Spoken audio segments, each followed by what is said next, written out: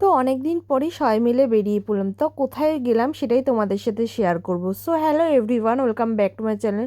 তো another new video. তো সবাই মিলে বেরিয়ে পড়েছে, আমি, মা, দিদি, দিদির ছেলে, বাবা, সবাই মিলে বেরিয়ে পড়েছে। বাবা তো সেরকম কোথাও যায় না, হঠাৎ করে বাবা বললো চল তাহলে যাই।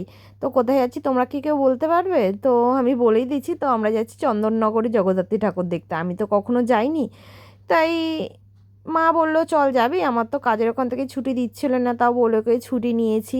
নেওয়ার পরে আমরা চলে এসেছি কোন্নগর স্টেশন। এই ফার্স্ট টাইম আমি কোন্নগর স্টেশনে আসলাম।